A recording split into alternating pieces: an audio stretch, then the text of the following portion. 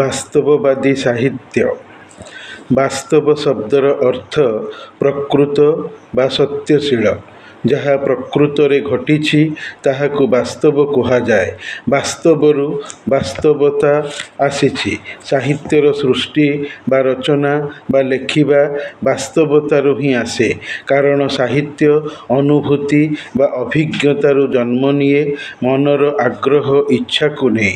ଆଉ ଅନୁଭୂତି ଜୀବନର ବାସ୍ତବ ବିତେଇବାରୁ ସେହି ଜୀବନକୁ ଆସେ, ଯେଉଁଥିରୁ ସାହିତ୍ୟର ସର୍ଜନା ସମ୍ଭବିତ ହୋଇଥାନ୍ତି। ଏହାପରେ ଯାଇ ସାହିତ୍ୟକୁ ସୁନ୍ଦର, ରମଣୀୟ, ଗ୍ରହଣୀୟ, ଯଥାର୍ଥ କରିବା ପାଇଁ କଳ୍ପନାର ଦରକାର ହୋଇଥାନ୍ତି।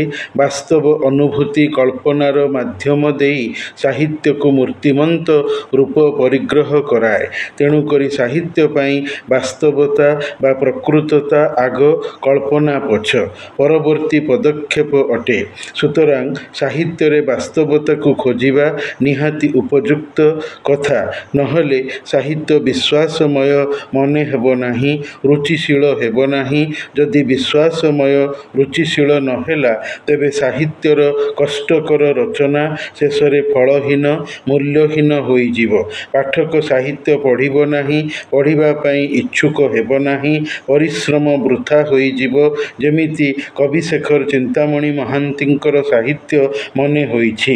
ପାଠକ ସାହିତ୍ୟାନୁରାଗୀ, ସାହିତ୍ୟପ୍ରେମୀ କେବେ କୋଉଠି ଦେଖିପାରି ନାହାନ୍ତି କି ଯେ ଚିନ୍ତାମଣି ମହାନ୍ତିଙ୍କର କୌଣସି କୃତି ପାଠ୍ୟ ପ୍ରଚଳିତ ହୋଇଅଛି? ହଁ, ମୁଁ ଥରେ ଦେଖିଥିଲି ଉତ୍କଳ ବିଶ୍ୱବିଦ୍ୟାଳୟ କର୍ତ୍ତୃକ ଆଇଏସ୍ସି ଶ୍ରେଣୀ ପାଇଁ ପ୍ରକାଶିତ କବିତା ସଞ୍ଚୟନ ନାମକ କବିତା ବହିରେ ଚିନ୍ତାମଣି ମହାନ୍ତିଙ୍କର ଗୋଟିଏ କବିତା ନାମ ଯାହାର କିଏ ତୁମେ ଚିହ୍ନିଛ କି ଆପଣାକୁ ଆପେ ନାମରେ ସ୍ଥାନିତ ହୋଇଥିଲା, ହେଲେ ପାଠ୍ୟ କୋର୍ସରେ ପ୍ରଚଳିତ ଅନ୍ତର୍ଗତ ହୋଇନଥିଲା। ତେବେ ଚିନ୍ତାମଣି ମହାନ୍ତିଙ୍କ ପ୍ରତି ଓଡ଼ିଆ ପାଠକ ନିର୍ବାଚକମାନଙ୍କର ଏପରି ବୈମାତୃକ ମନୋଭାବ ସତରେ କାହିଁକି? ଉତ୍ତର ପାଇଥିଲି, ତାଙ୍କ ସାହିତ୍ୟରେ ମୌଳିକତା ନାହିଁ। ବିଚାର କଲେ ଜଣାପଡ଼େ, ସଂସାରରେ କୋଉ ଲେଖକ ଯେଉଁମାନେ ସାହିତ୍ୟିକ ହେବାର ମର୍ଯ୍ୟାଦା ପାଇଛନ୍ତି, କେହି ବି ମୌଳିକ ବା ଅରିଜିନାଲ ନୁହନ୍ତି। ସମସ୍ତେ ଭେଜାଲ। ରାଚନିକ କୃତିତ୍ୱ ବିଶେଷତ୍ୱ ହିଁ ପାଠକୀୟ ମନଲାଖି। ହେଲେ ଲେଖକ ମୌଳିକ ବୋଲାଏ, ପାଠ୍ୟାନ୍ତର୍ଗତ ହୁଏ, ପୁରସ୍କାର ପାଏ, ପ୍ରକାଶକର ଚାହିଦା ବା ଫେଭର ପାଏ। ରାଧାନାଥ ପରା ସବୁଠୁ ବଡ଼ ଭେଜାଲ, ପ୍ଲାଗିଆରିଷ୍ଟ ବା ଚୌର୍ଯ୍ୟବୃତ୍ତିଧର ଲେଖକ। ପାଠକ ମାତ୍ରେ ଓଡ଼ିଆ ସାହିତ୍ୟପ୍ରେମୀମାନେ ସହଜରେ ଜାଣନ୍ତି। ଫେର ସେ ତ ପୁଣି କବିବର ରାୟସାହେବ ଉପାଧି ପ୍ରାପ୍ତ ଅଛନ୍ତି। ଚିନ୍ତାମଣି ମହାନ୍ତିଙ୍କ ଭାଗ୍ୟରେ କାହିଁକି ହେଲା ନାହିଁ ଭାବିଲେ ଆଶ୍ଚର୍ଯ୍ୟ ଲାଗେ। ଥଳକୂଳ ମିଳେନା। ସେ ବୋଧେ ଲବି ବା ଗୋଷ୍ଠୀ ଚେତନା ସୃଷ୍ଟିକ୍ଷମ ନଥିଲେ। ଫେର କବିଶେଖର ଉପାଧି ପାଇଲେ କେମିତି? କୋଉ କାରଣ ଏଥିପାଇଁ କାମ କଲା? କାବ୍ୟ, ଉପନ୍ୟାସ, ଭ୍ରମଣ କାହାଣୀ ସବୁଥିରେ ଧୁରନ୍ଧର। ତୀରନ୍ଦାଜ ତୀରମାଡ଼ କରିଛନ୍ତି। ଫେର ଅସଫଳ କାହିଁକି? ପାଠକେ ତାଙ୍କୁ ରାଧାନାଥ ଅନୁସରଣକାରୀ କହି ପୁରିସଗିଳା ସ୍ତରରେ ରଖିଛନ୍ତି। ଟଙ୍କାଗଛ, ରୂପାଚୁଡ଼ି ନାମକ ଉପନ୍ୟାସ, ସାଳନ୍ଦୀ କାବ୍ୟ ରଚନା କରିଛନ୍ତି। ଅଥଚ ନେମ୍ ଅଛି, ହେଲେ ଫେମ୍ ନାହିଁ। କୁଷ୍ଠରୋଗୀ ସେ, ହତଭାଗ୍ୟ ସ୍ରଷ୍ଟା।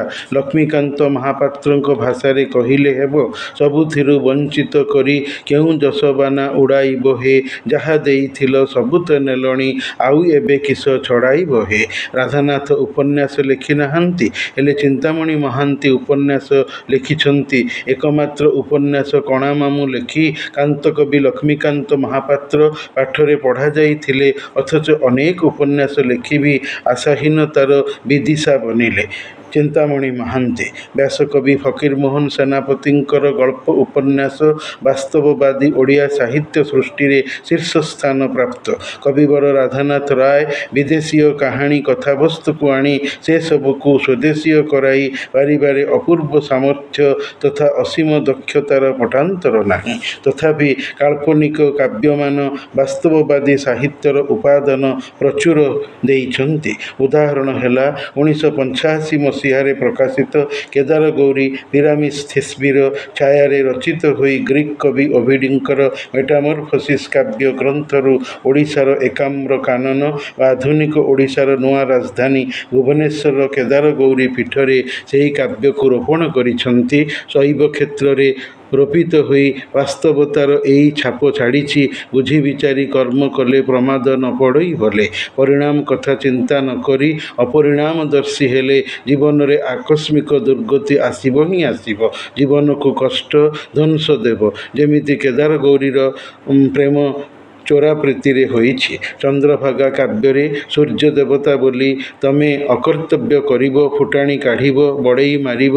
ଦେବତା ହୋଇ ଛଳନା ରୂପରେ ମାନବୀ ପ୍ରେମ ପଛରେ ପଡ଼ିବ। ଫଳରେ କାମଦେବଙ୍କ ପ୍ରତିଶୋଧ ନିଆଁରେ ଜଳି ପୋଡ଼ି ପାଉଁଶ ହେଲେ। କୋଣାର୍କ ମନ୍ଦିର ଭୁଷୁଡ଼ି ପଡ଼ିଲା ସୁମନ୍ୟୁ ଋଷିଙ୍କର ଅଭିଶାପ ପାଇ।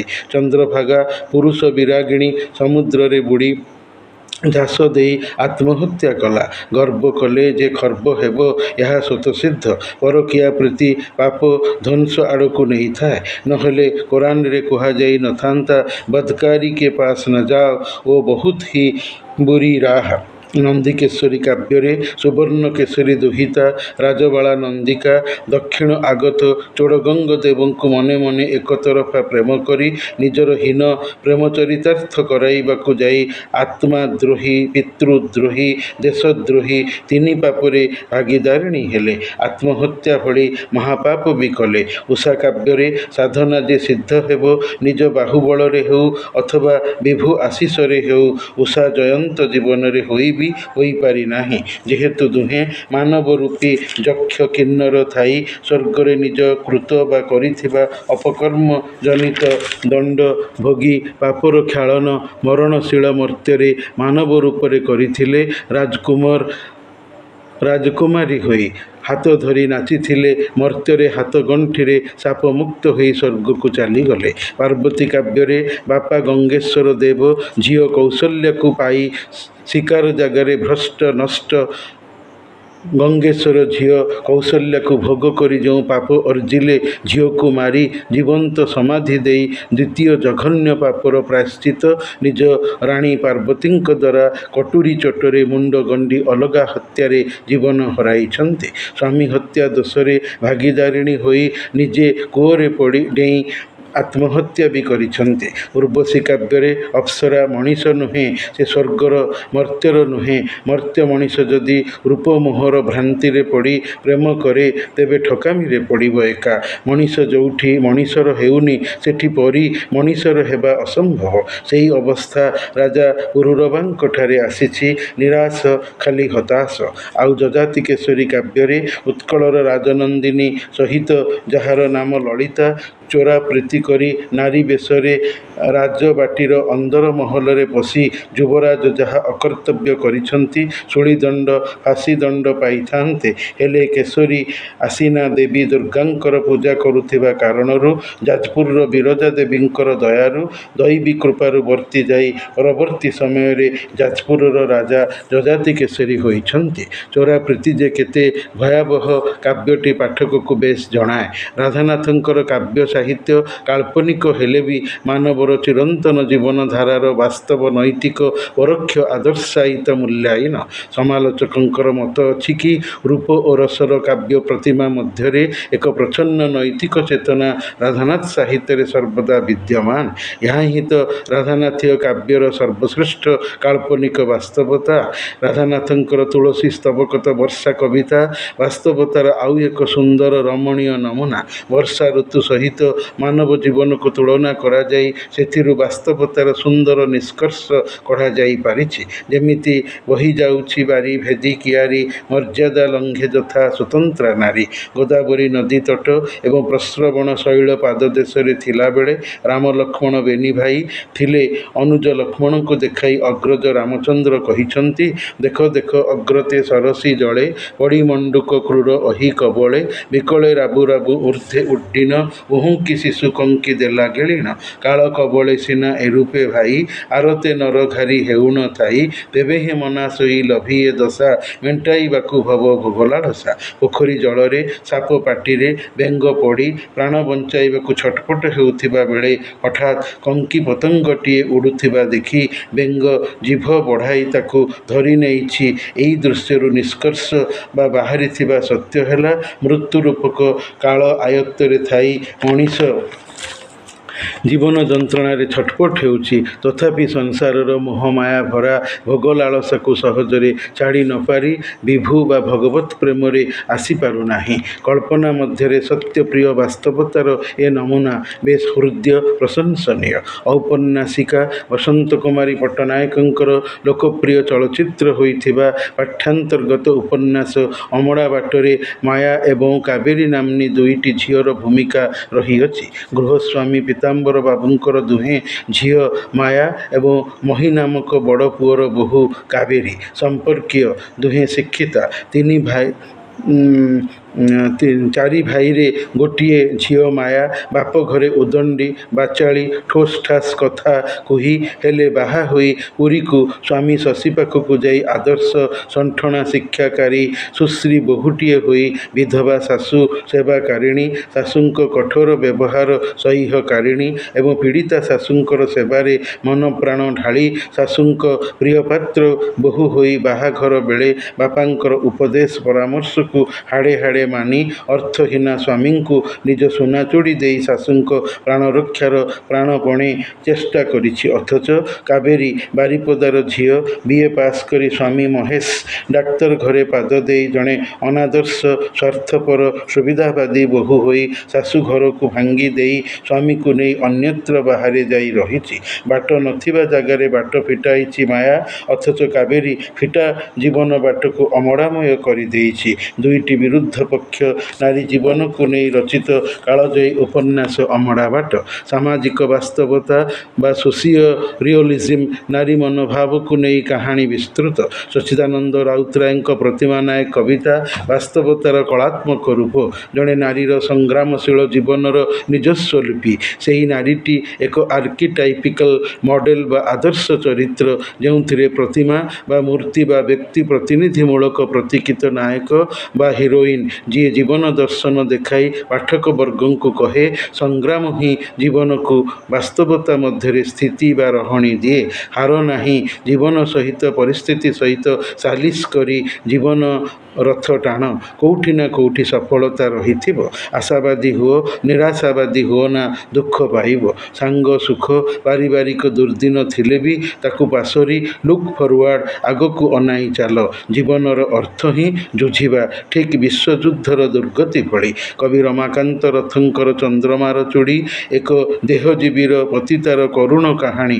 ରୁଗ୍ଣ ମୁମୂର୍ଷୁ ସ୍ୱାମୀ ଗରିବ ବାହା ହୋଇଥିଲା ସିନା, ସ୍ତ୍ରୀର ଭବିଷ୍ୟତ ଜୀବନ ପାଇଁ ବଞ୍ଚିବାର ସାଧନ କିଛି ରଖିନଥିବା କାରଣରୁ ଚନ୍ଦ୍ରମା ବାଧ୍ୟ ହୋଇ ବେଶ୍ୟା ହୋଇଛି। କାରଣ ଜୀଇଁବାଟା ଜୀବନର ସବୁଠାରୁ ସତ, ଆଉ ତା'ଠାରୁ ସତ ବୋଧେ ଆଦର୍ଶର ହତ୍ୟା ଆଉ ବିବେକ ମୃତ୍ୟୁର କାହାଣୀ। ତିଳେ ତିଳେ ଅନ୍ତର୍ଦାହ, ସାବଧାନ ଚନ୍ଦ୍ରା ବେହେରାଣୀ। ବଞ୍ଚିଲେ ଧର୍ମ ପାଳନ, ଯୋଉଠି ସୁଖଦ ବଞ୍ଚିବା ନାହିଁ ସେଠି ଧର୍ମ ପାଳନ ବି ନାହିଁ। ସେଥିପାଇଁ ଚନ୍ଦ୍ରା ବେହେରାଣୀ କହିଛି, ହେ ବ୍ରାହ୍ମଣ, ବନ୍ଦ କର ତୁମ ବେଦପାଠ, ଆଲ ମଉସା ଜଡ଼ ପଇସା। ଅନନ୍ତ ପ୍ରସାଦ ପଣ୍ଡାଙ୍କର ଟାଇପ୍ 4 ଗଳ୍ପରେ ଜଣେ ଚତୁର୍ଥ ଶ୍ରେଣୀ କର୍ମଚାରୀ କିରାଣୀଜୀବୀ ପୂର୍ବ ପରିଚିତ ଜାଗାରେ ଏକ ଗଳି ଘରେ ନିଜ ଅଭାବୀ ଘରେ ମାନବ ସମାଜର ନିମ୍ନ ଶ୍ରେଣୀ ଲୋକ ଯଥା ସାଇକେଲ ରିପେୟାରିଂ ଦୋକାନୀ, ମୁସଲମାନ ଅଣ୍ଡା ବିକାଳି ସ୍ତ୍ରୀ ଲୋକ ସହିତ ରମେଶ ବାବୁଙ୍କର ପରିବାର ଓ ଅର୍ଦ୍ଧାଙ୍ଗିନୀ ସୁଖରେ ଚଳୁଥିଲେ। ଯେବେ ନୂଆ ରାଜଧାନୀର ଭୁବନେଶ୍ୱର ଟାଇପ୍ 4ର କ୍ୱାର୍ଟରକୁ ବଦଳି ହୋଇ ଆସିଲେ, ରମେଶ ବାବୁଙ୍କ ସ୍ତ୍ରୀଙ୍କୁ ଜମା ଭଲ ଲାଗିଲା ନାହିଁ।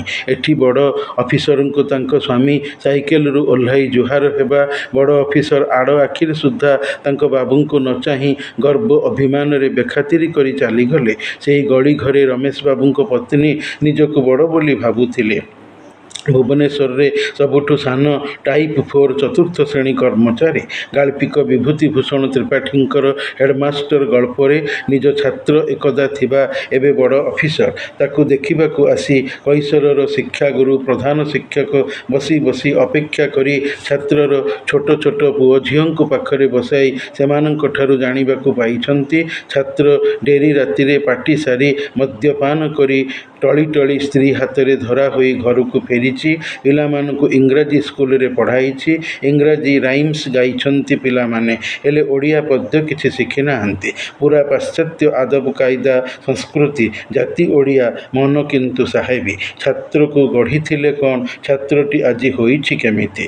ଅପେକ୍ଷାରତ ଥାଇ ପରେ ଆସିବି କହି ନିରାଶରେ ଫେରିଯାଇଛନ୍ତି। ଛାତ୍ର ଶିକ୍ଷକର ସମ୍ପର୍କର ବାସ୍ତବ ଚିତ୍ର ଗଳ୍ପଟି ଦେଇଥାଏ। କିଶୋରୀଚରଣ ଦାସଙ୍କର ଠାକୁର ଘର କଳା କୋଇଲି ନାମକ ଗପରେ ମାଆର ମୃତ୍ୟୁ ଶଯ୍ୟାକୁ ଆସି ଭଉଣୀମାନଙ୍କ ଭିତରେ ଆଟପ, ଏକକୁ ଆରେକ ବଢ଼ିଯିବାର ବଡ଼ପଣ ଦେଖାଇବା, ମାଆର ସମ୍ପତ୍ତିର ଭାଗ ବଣ୍ଟରା ନେଇ ଚର୍ଚ୍ଚା, ମାଆର ମୁମୂର୍ଷୁ ସେବା ନାହିଁ ଆଖି ଧନ ଉପରେ। କଳା କୋଇଲି ଗଳ୍ପରେ ପୁଅମାନେ ବାପାଙ୍କୁ ଭଲ ମଣିଷ ବୋଲି ଭାବୁଥିଲେ, ହେଲେ ବାପା ଜଣେ ପରଦାରାସକ୍ତ ଭ୍ରଷ୍ଟ ନଷ୍ଟ ବେଶ୍ୟା ଚରିତ୍ର। ପତ୍ନୀ ମୃତ୍ୟୁରେ ପୁଅ ଆଗରେ କଳା କୋଇଲି ସୁସ୍ୱର ଭଲ ମଣିଷ ଛାପରେ କୋଇଲିର କାଉବସାରେ ଅଣ୍ଡା ଦେଇ ଛୁଆ କରିବା ଭଳି ବାର୍ଦ୍ଧକ୍ୟ ବୟସରେ ବେଶ୍ୟାପ୍ରୀତିର ନମୁନା ତାଙ୍କର ଟ୍ରଙ୍କ ଖୋଜାରୁ ପାଇଛନ୍ତି ପୁଅମାନେ। ଏ ଗପଟି ଠିକ୍ ଶଚୀ ରାଉତରାୟଙ୍କର ପଣ୍ଡିତଙ୍କ ମୃତ୍ୟୁ ଗପକୁ ମନେ ପକାଇ ଦିଏ। ସ୍ତ୍ରୀହରା ବିପତ୍ନିକ ରାଣ୍ଡୁଆ ପୁରୁଷ, ପୋଥାଳ ଗାଁର ବିଶ୍ୱମ୍ବର ପଣ୍ଡିତ, ପୁଅ ବୋହୂର ଏକତ୍ର ବିଛଣାରେ ଶୋଇବା, ଶାରୀରିକ ସମ୍ପର୍କରେ ବିଚଳିତ, ରାତ୍ରି ଅନିଦ୍ରା ରହି ଯୌନ କ୍ଷୁଧା ଅବଶୋଷ ବା ଅବସେସନରେ ଅସହ୍ୟ ହେବାର, ନଟାବୁଦାରେ ଘରର ମୂଲିଆଣୀ ସହିତ ଅବୈଧ ଯୌନ ସୁଖର କରି ନିଷ୍ଠାପରତା, ବିଦ୍ୟା ପାରଗତା, ପାଣ୍ଡିତ୍ୟ ସବୁ ହରାଇ ପୁଅ ଦ୍ୱାରା ଧରାପଡ଼ି ବାପ ପୁଅ ଦୁହେଁ ଲଜ୍ଜିତ। ପୁଅ ମାନସିକ ଚାପରେ ଦୁର୍ଘଟଣାରେ ଅକାଳ ମରିଛି। ବିଶ୍ୱମ୍ବର ପୁତ୍ର ଶୋକରେ ପାଗଳ ହୋଇ ପ୍ରଳାପ କରିଛନ୍ତି, ମୃତ୍ୟୁ ମରିଛନ୍ତି। ଗୁରୁପ୍ରସାଦ ମହାନ୍ତିଙ୍କର ଅଳକା ସାନ୍ୟାଲ କବିତାରେ ନାରୀର ନେତ୍ରୀ, ଚାକିରିଜୀବୀ, ସିନେମା ଦେଖା, ବୟଫ୍ରେଣ୍ଡ କରା, ବେଶ୍ୟା, ରୁଗ୍ଣ ଛୁଆ, ଜାରଜ ସନ୍ତାନ ଜନ୍ମ କରାଇ ପ୍ରେମିକା, ପୁରୁଣା ଚିଠି ଚିରା, ଟାଉନହଲ୍ ସଭା ସଦସ୍ୟା, ଓଜସ୍ୱିନୀ ଭାଷଣ ପ୍ରଦାନକାରିଣୀ ଭିତରେ କବି ସେହି ବହୁବିଧା ଅଳକା ସାନ୍ୟାଲ ନାମ୍ନୀ ନାୟିକାକୁ ଢିଲା ପାଇଜାମା ପଞ୍ଜାବୀ ପିନ୍ଧି ବେଡ୍ରେ ଶୋଇ ରମଣକ୍ରିୟାର ପରକୀୟା ପ୍ରୀତି କରିବାକୁ ଚାହିଁ କହିଛନ୍ତି, ମୁଁ ତୁମକୁ ସ୍ୱପ୍ନ ଦେଖେ ମୋର ଢିଲା ପାଇଜାମା କାମିଜର, ନାଇଟ୍ ସୁଟ୍ର, ଯୌନ ସୁଖର, ସ୍ୱର୍ଗ ସୁଖର ଅମରାବତୀରେ। ଜୀବନର ଏହା ରୂଢ଼ ବା ନିଷ୍ଠୁର ବାସ୍ତବତା। ଭଙ୍ଗା ଖେଳନା ନାମକ ଗପରେ ଛୋଟ ଝିଅ ତାର ମାଆର ବାପ ପ୍ରତି ଯେତେ ଭଲ ପାଇବା ନାହିଁ, ଦାଦା ପ୍ରତି ଅଧିକ ଭଲ ପାଇବାକୁ ଲକ୍ଷ୍ୟ କରି ମାଆର ଜନ୍ମଦିନରେ ତାଜମହଲର ମଡେଲ ଉପହାର ଯେଉଁ ଦାଦା ଦେଇଥିଲେ, ମନ୍ଦ ଚିନ୍ତା ମନରେ ଆଣି ଥାକରୁ ତାଜମହଲ ଉପହାରଟିକୁ ଆଣିବା ବେଳେ ଭାଙ୍ଗି ଦେଇ ଭାବିଛି, ଦାଦା ସହିତ ମାଆର ଅବୈଧ ସମ୍ବନ୍ଧ ଭାଙ୍ଗିଯାଆନ୍ତା, ହେଲେ କଳ୍ପନା ହେଉ ଅବା ବାସ୍ତବତା, ସବୁଠି ସର୍ବତ୍ର ଏହି ଦୁଇ ଉପାଦାନ ମିଶାମିଶି ହୋଇ ସାହିତ୍ୟରେ ରହିଥାନ୍ତି, ରହିବେ। ଗୋଦାବରୀଶ ମହାପାତ୍ରଙ୍କର ମାଗୁଣିର ଶଗଡ଼ କୁଟୀର ଶିଳ୍ପ ଓ ଯନ୍ତ୍ରଶିଳ୍ପର ଦ୍ୱନ୍ଦ୍ୱ ଦେଖାଇ ଯନ୍ତ୍ରଶିଳ୍ପର ଜୟଗାନରେ ଦରିଦ୍ର ମାଗୁଣିର ଅସହାୟ ମୃତ୍ୟୁ ପାଠକକୁ ମନେ ପକାଇ ଦିଏ ପିବି ଶେଲିଙ୍କର ସେହି ବାକ୍ୟ, our sweetest songs are those that tells saddest thoughts, ଅର୍ଥାତ୍ ଆମର ସେହି ସଙ୍ଗୀତ ଗୁଡ଼ିକ ମହାନ ଯିଏକି ଆମକୁ ଦୁଃଖରେ ଅଭିଭୂତ କରେ। ମାଗୁଣିର ଶଗଡ଼ ଗପ ଜୀବନର ମଧୁର ମୂର୍ଚ୍ଛନାଗତ ସଙ୍ଗୀତ ବ୍ୟାଖ୍ୟାନ। ଏହିପରି ଓଡ଼ିଆ ସାହିତ୍ୟରେ ବାସ୍ତବବାଦର ଚିତ୍ର ଦେଖିବାକୁ ମିଳେ। ସଂକ୍ଷେପରେ ଯାହା ଆଲୋଚିତ ହେଲା।